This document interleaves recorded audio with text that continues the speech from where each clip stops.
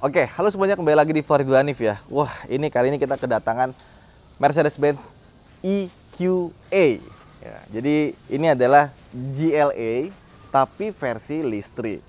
Nah, kalau kita lihat dari samping, sebenarnya tanpa kita ngelihat depan, bagian sininya tuh udah GLA banget ya. Tapi pas kita lihat bagian depan, beda. Dan dia itu punya muka yang mirip sama Mercedes-Benz lain yang punya depannya EQ. Jadi lampunya, grillnya, bentuknya jadi seperti ini. Nah, kalau GLA yang standar, yang bukan listrik, itu bentuknya kayak gini. Jadi EQA kayak gini. Kalau kalian suka yang mana? Kalau gue suka yang GLA yang biasa sebenarnya, secara desain ya. Karena bentuk Mercedes-Benz yang EQ itu menurut gue agak plain ya. Jadi kayak biasa banget gitu. Mahalnya kurang keluar, tapi kembali lagi desain soal selera. Cuman jadi masalah adalah GLA itu yang basic harga 855 juta. Dan untuk yang versi performance-nya GLA 35 AMG itu harga 1 miliar 190. Ini harganya 1,5 miliar. Jadi kalau dibandingkan dengan GLA 200 yang 855 juta itu naiknya 50% lebih ya. Beda harganya. Banyak banget. Dan apa aja sih yang kita dapetin dari versi listrik ini? Ya pertama, desainnya berbeda. Terus lampunya dia pakai LED high performance, dan bagian tengah sini ini tuh nggak ada ventilasi sama sekali karena untuk ngambil udaranya itu ada di bagian bawah sini, dan ini nggak bisa buka tutup ya, jadi begini aja. Terus kalau kita buka kap mesinnya, nah dia nggak bisa naruh barang sama sekali di sini. Dan untuk sebuah Mercedes-Benz, ini Mercedes-Benz dengan ruang mesin yang paling rapi yang tidak gue lihat. Dan ada banyak banget selang di sini. Kayaknya Mercedes-Benz itu benar-benar sangat serius untuk menggarap pendinginan di mesin listrik sama motor listrik mobil ini. Ya mesin listrik, motor listrik sama aja. Dan baterainya kali ya. Di sini ada radiator dan sepertinya tangkinya kanan kirinya beda karena levelnya juga beda dan tutupnya juga beda di sini. Ya, untuk sebuah Mercedes-Benz ini Mercedes-Benz paling berantakan yang gue lihat. Biasanya rapi, bahkan Mercedes-Benz itu salah satu yang paling rapi untuk sebuah mobil Eropa. Oke. Terus di sini itu ada radar ya, karena ada cruise control. Sama di bagian atas itu ada 2 buah kamera. Jadi dia sudah lengkap ADAS-nya. Kemudian peleknya dia juga berbeda. Dia 19 inci sama ada warna biru-biru di bagian sini ya. Tapi nggak ada tutupan-tutupannya lagi ya, benar-benar kayak pelek biasa, cuma ada biru-birunya doang. Bannya pakai Bridgestone dan dia pakai Turanza T005. Nah, terus kita ke bagian sampingnya. Dibandingkan dengan GLA yang lama, dia lebih tinggi, tapi ini bukan GLA, ini QA. Dan pintu tengahnya sekarang besar, jadi kita mau masuk itu gampang.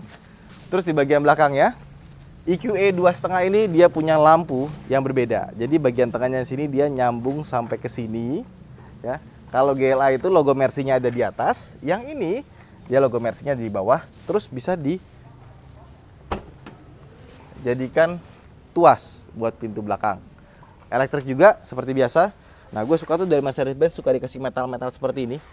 Ini sebenarnya plastik dikrumin ya, cuma kelihatannya kayak metal gitu. Sama bagasinya rapi. Untuk mobil di kelas ini nggak terlalu besar sebenarnya bagasinya, cuma dibandingkan dengan GLA yang lama ini udah lebih besar. Sama kita dapat ini, ada charger portable-nya. Terus kita udah beli mobil ini 1,5 miliar. Sayangnya kita nggak dikasih wall charger. Jadi kalau misalkan kita mau beli wall charger itu terpisah. Kalau mobil-mobil lain itu biasanya yang udah harganya mahal, beli mobil langsung dapat wall charger, termasuk instalasinya. Tapi kalau nggak salah Mercedes-Benz harus 23 juta sekian. Dan kita lihat di sini, kalau kita buka, nah ini bagus nih, gue seneng nih. Kalau misalkan dibuka, dia tuh nggak pakai model plastik yang kemana-mana, jadi rapi gitu loh. Cuma sayangnya untuk fast chargingnya dia cuma 100 kW, lebih dikit. Jadi nggak nyampe 150 apalagi 200. Tapi nggak apa-apa, karena sekali pengecasan dia bisa sampai 485 km. Jadi range-nya cukup panjang. Nah sekarang kita masuk ke dalam yuk. Oke, sekarang kita masuk ke dalam. Kita nyalain aja ya biar adem. Dan ini mobil listrik, jadi pas nyala nggak ada suaranya. Tiba-tiba AC nyala aja. Kalau kata mobil tuh, mobil listrik tuh kayak didorong jin. Aduh.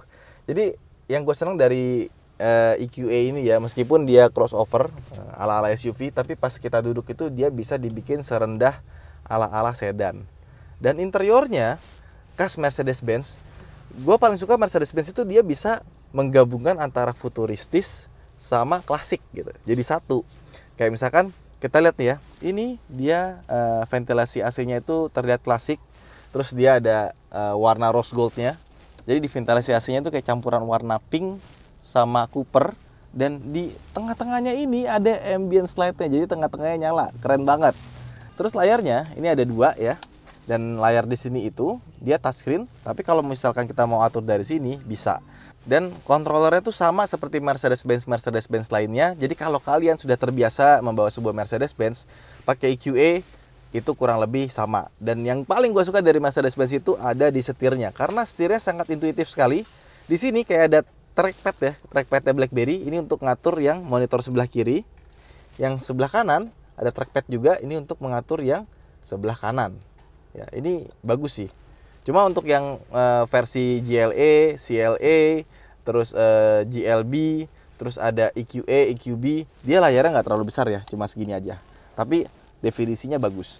Dan untuk kamera mundurnya, dia belum kamera 360 ya. Jadi baru kamera mundur segini aja dengan projection. Jadi kalau kita belokin setir, dia bisa ikut belok. Tapi dia tuh punya sensor parkir lengkap ya. Jadi depan, kiri, kanan, belakang itu ada semua. Dan mobil ini juga sudah dilengkapi dengan auto parking.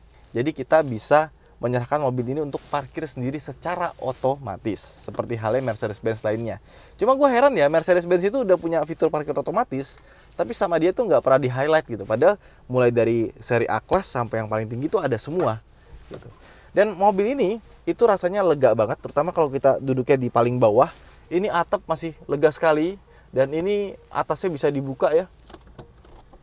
Nah, dan dibukanya tuh smooth. Oke, cukup besar juga dan dia bukanya tuh elegan. Jadi pas sudah mau berhenti dia kayak diperlambat gitu. Set. Tutup. Tuh, udah mau deket. Diperlambat gitu kan. Sama tirainya juga bisa ditutup yang depan maupun yang belakang. Ini power window-nya. Itu kalau kita pencetnya ditahan, dia tuh turunnya lambat. Tapi kalau kita auto, jadi cepet. Turun auto cepet dia. Tapi kalau kita gini, lambat dia. Jadi ada kayak levelingnya gitu loh, kayak ada speednya bisa diatur. Dan seperti halnya Mercedes-Benz, semua materialnya mewah ya. Jadi kalau kita lihat di sini gitu ya, kita pencet-pencet ini semuanya pakai soft touch dan soft touch-nya tebel. Di sini ada jahit-jahitan asli. Sampai ke sini juga ini jahitannya asli. Terus untuk kulitnya ini dia pakai namanya Artico, artificial cow. Jadi sapi artifisial, sapi buatan. Jadi ini sebenarnya dari bahan sintetis ya. Sama di tengahnya sini ini dikasih warna rose gold, tapi ini bukan kulit. Ini masih pakai fabric biasa. Nah, terus ini untuk tie supportnya ini juga bisa dimajuin. Dan yang gue senang dari Mercedes-Benz juga, dia punya pengatur kursi itu ditaruhnya di atas, bukan di bawah. Jadi diaturnya enak. Yang di bawah ini cuma buat ngatur lambarnya doang. Nah, untuk di bagian sini dia plastik semua ya. Nah, kemudian di sini ada storage, ada buat USB Type-C, ada buat wireless charging, cup holder. Ini cup holder kalau dipencet dia tahanan buat minumnya biar nggak goyang-goyang, bisa dibuka dan sudah full semua dikasih karet. Dan kalau ditutup jadi clean. Nah, ini di sini ada storage yang nggak cukup besar, tapi dalamnya dikasih bludru sama ada port buat USB. Terus pas kita buka di bagian sininya, dia tuh ada 2 step. Ada yang buat naruh di atas sini, ya, sama ada di bagian bawah. Dan bagian bawahnya ini, bawahnya tuh dikasih karet. Jadi kalau kita misalkan naruh barang atau barangnya berantakan bisa dibersihin. Sama door trim ya, itu juga pinter. Ada buat cup holder 1, sama untuk storage-nya ini bisa sampai ke bagian bawah dalam. Sama ada tempat buat naruh payung portable. Jadi di atasnya sini itu ada lubang ya. Jadi kita bisa naruh kayak semacam payung ke dalam. Seret. Jadi kalau misalkan kita lagi hujan-hujan mau keluarin payung gampang, tinggal dari sini aja panjangin seret buka. Tapi ini kayaknya akan dibuka deh biar terang. Nah, sama di bagian sini seperti biasa Mercedes-Benz, kaca lengkap dengan lampu. Nah, sekarang kita ke bagian belakang yuk. Jadi EQA itu kan basicnya sama kayak GLE. Dan GLE baru kan kalian tahu sendiri, dia itu jadi lega banget bagian belakangnya. Legroomnya lega sekali, headroomnya juga lega. Cuman karena dia punya baterai di bawah, dia dibikin lebih tinggi lagi floornya. Makanya pas kita duduk di belakang, dia kayak masih agak sedikit menggantung ya. Tapi kursi belakangnya menurut gue cukup nyaman, rebahnya juga pas sih, nggak terlalu tegak sama nggak terlalu rebah. Jadi kalau misalkan kalian senangnya di tengah-tengah, ini cocok. Tapi kalau misalkan ini bisa dimundurin lagi, itu lebih enak sih. Di bagian sini kita dapat armrest, ada cup holder 2, di sini ada AC, sama di sini bisa dibuka buat naruh USB, sama mungkin HP-nya taruh sini kali ya. Gak muat, HP-nya taruh sini. Nah, jatuh juga. Taruh apa dong kalau gitu? Jadi kalau misalkan ngecas, taruh sini kali ya. Oke, dicas, kabelnya kebuka, taruh sini HP-nya. Oke, sekarang kita ke depan dan kita akan coba test drive mobil dengan harga 1,5 miliar ini. Let's go. Ya, jadi ketika kita naik EQA, kalau kalian pernah naik GLE, ini tuh kayak GLE tapi lebih baik gitu. Kayak misalkan sebenarnya kayaknya tuh settingan suspensinya sama gitu ya. Wah, jadi gelap. Kalau kita cobain Cherry kemarin ya, maksudnya nggak comparable sih, cuma ada sesuatu yang mirip gitu. Yang Omoda 5 biasa sama Omoda 5 yang listrik, itu settingan suspensinya dibedain sama dia, dibikin lebih keras. Nah, kalau ini kayaknya tuh settingan suspensinya sama, cuma karena bobotnya sampai 2 ton karena ada baterai yang berat itu, suspensinya malah makin enak. Jadi ketika kita lewatin speed bump, jalan bergelombang, itu rasanya jadi kayak lebih cocok gitu. Bantingannya, ayunannya itu terasa lebih nyaman dibandingkan dengan GLE biasa. Jadi kayaknya suspensinya nggak diotak-atik, cuma karena ditambahin bobot, ya otomatis jadi lebih enak. Biasanya kan mobil semakin berat itu suspensi semakin bagus. Ya makanya kayak S-Class 7 Series gitu kan, suspensinya enak salah satunya karena ada bobotnya juga gitu. Nah ini di mobil ini juga sama, ketika dia makin berat suspensinya, gue ngerasa makin enak. Ya, ini di jalan Betung Mondok Indah kan agak-agak gini ya. Nah ini kita santai tuh. Pas kemarin naik BYD ya, kita begini kayak kerasa gitu guncangannya. Ini bagus, khas Mercedes-Benz. Dan mobil ini juga punya peredaman bagus, khas Mercedes-Benz. Dia kacanya emang nggak double glass tapi tebel walaupun dia single glass ya. Dan suara yang masuk itu lebih ke suara ban aja. Biasa mobil listrik tuh gitu, karena suara mesinnya nggak ada, ya kan, lebih senyap, lebih tenang. Jadi suara-suara lain tuh jadi lebih sensitif kita, karena indera kita tuh jadi lebih sensitif karena lebih sepi kan. Nah, suara kolongnya tuh kayak ada desir-desir suara angin gitu. Udah, itu aja. Sisanya ini mobil memang khas Mercedes-Benz, kenyamanan dan kawan-kawannya seperti itu. Dan mobil ini kursinya kita bisa mendapatkan posisi duduk yang pas ya. Tinggal kita atur di sini. Cuman kursinya ada rasa keras-kerasnya gitu loh. Jadi di bagian tengahnya sini tuh meskipun dia pakai fabric dan agak lembut, tapi pas kita dudukin punggungnya itu kayak rata gitu. Dan kiri kanannya ini agak terasa keras, tapi masih dalam kadar yang oke.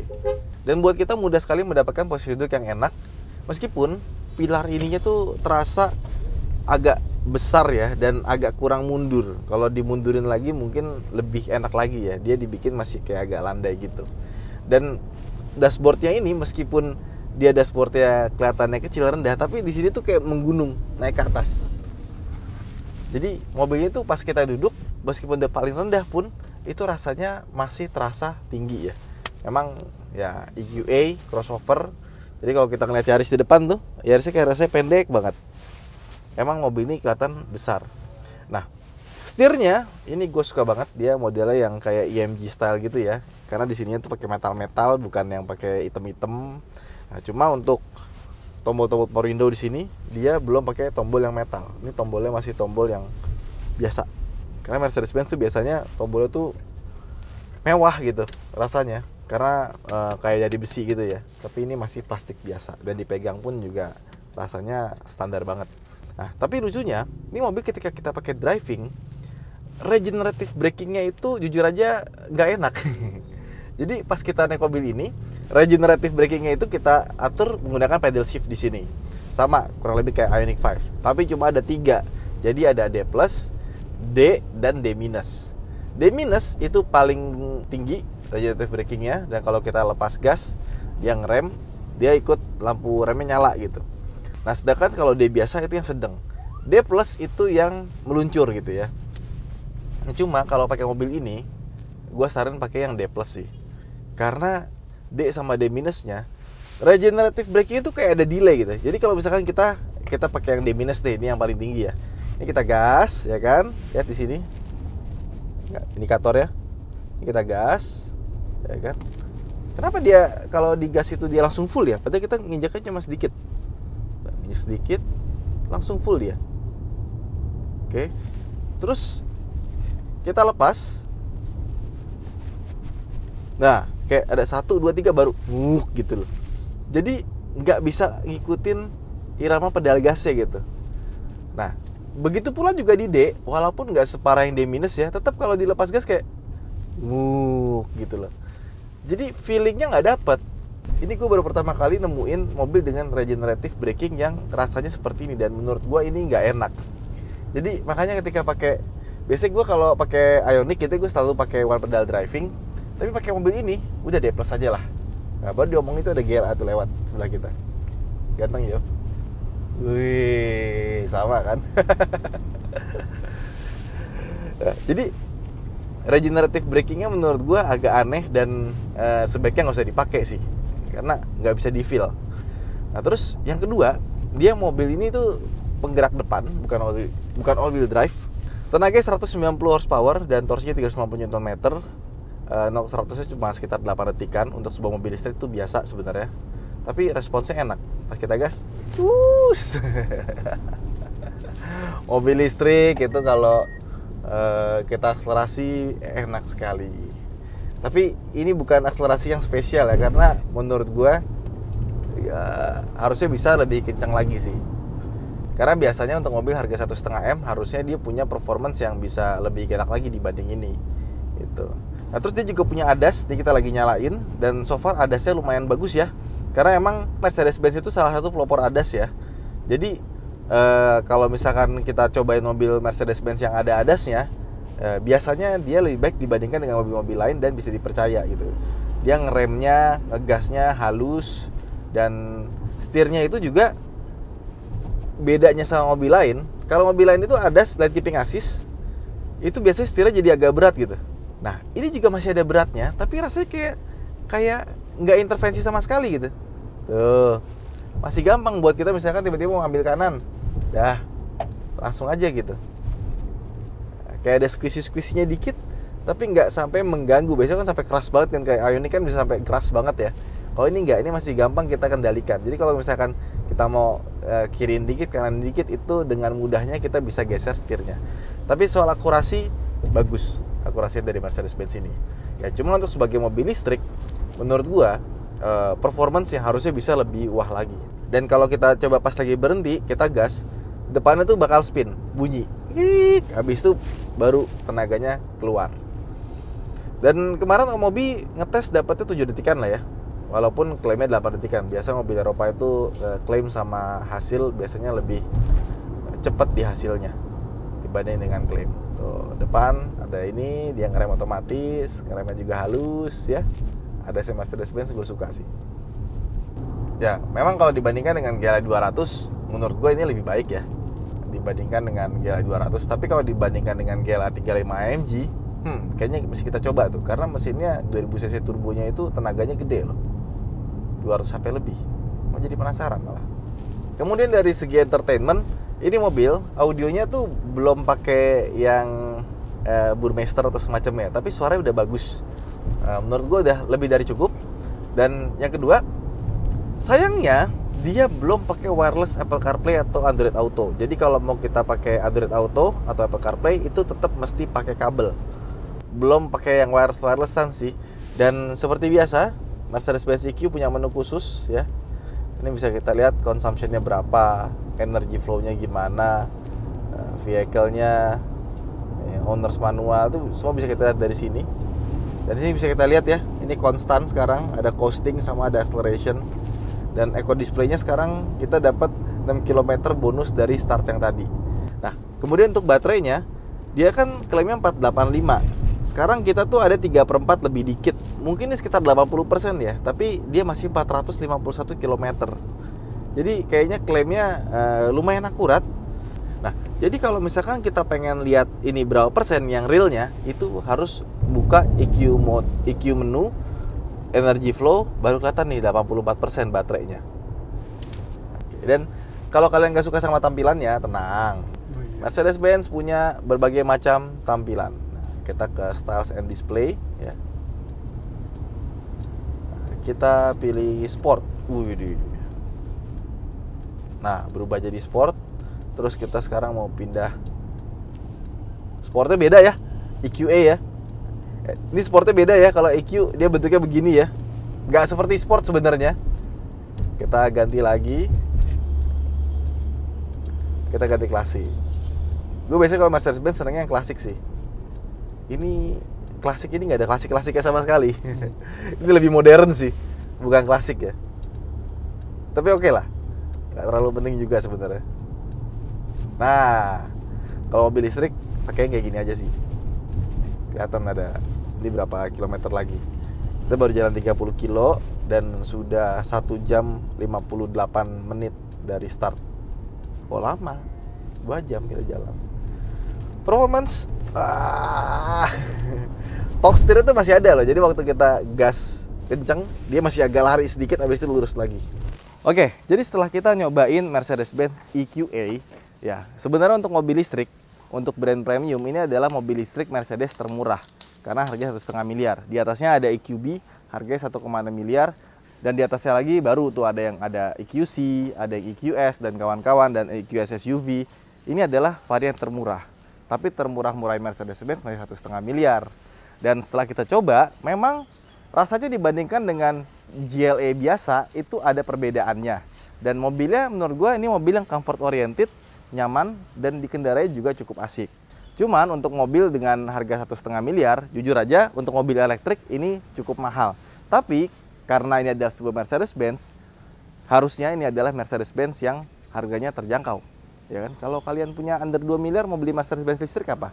Kalau nggak ini ya EQB. Itu aja mungkin vlog kita kali ini. Buat teman-teman yang sudah beli EQA, coba komen di bawah seperti apa rasanya. Serta nih sampai jumpa di vlog berikutnya. Bye-bye.